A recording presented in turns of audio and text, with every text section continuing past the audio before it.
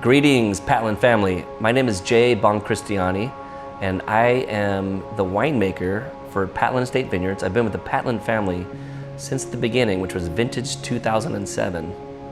And today we'll be talking about one of the Patland wines, and it's video number 2 of many that we'll be doing to introduce all the different Patland wines, about one a month. Earlier today at the winery, I was blending some rosés with Mike Patland, and we took a pause so that we could film this video for you guys to learn about our Patland 2017 Malbec. And people often ask me, well, what is it about Malbec that floats your boat? And it's really just since the beginning, since 1999, since the first time I've made wine from it, it just amazes me how the color intensity and the fruit profile.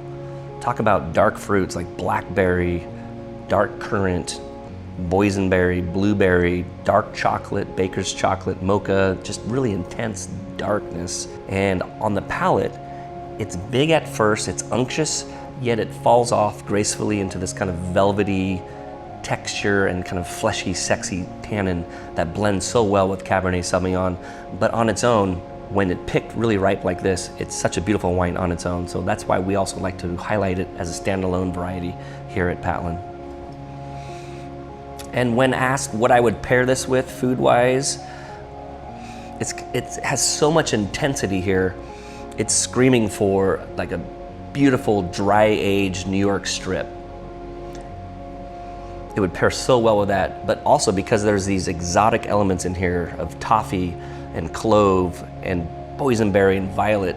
I really think that a rack of lamb or some really killer marinated lamb chops would go really well with this as well. Make sure you keep it medium rare, nice and juicy, because this thing has got gobs of juice coming out of it right here. I wanted to touch on how I make Malbec, and it really starts in the vineyard. It starts with site selection and finding the right block, the right clonal selection, and then allowing that to really ripen. Allowing the Malbec to ripen to its full extent, change the fruit profile from these red tones to more black and blue tones and darker tones, and it rounds out the tannins from a slight astringent tannin to this more velvety, fleshy, round tannin. And then in the winery, I need to harness that potential. And this is a really special wine because, as we call it, the Select Barrel Reserve, that's exactly what I'm doing.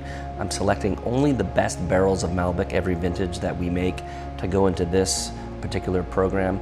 I make Malbec that goes into the Patland Cabernet Sauvignon, the proprietary red as blenders, and it's such a beautiful component in those blends. But every year we isolate 3 to 6 barrels. This is only 105 cases, so this is only 4 barrels and some change that we've carefully isolated out of the inventory and kept it separate as a standalone Malbec. And it's just really killer. Not only is it rare, I know that Henry and Olga love this program, so they're gonna hang on to at least 25 cases for their own personal library. So I would just definitely jump on some of this right away upon release because it's gonna go fast. Well, I would say buy 3 bottles at least, because you're gonna wanna pop one right away and then decide when you wanna pop the second one, probably the next day because you're gonna love it so much.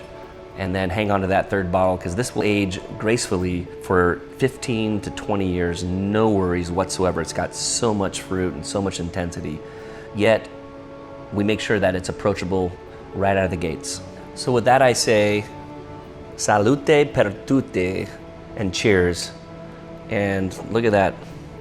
I think I drank all my prop, it's that good. Yep, the proof's in the pudding. See for yourself.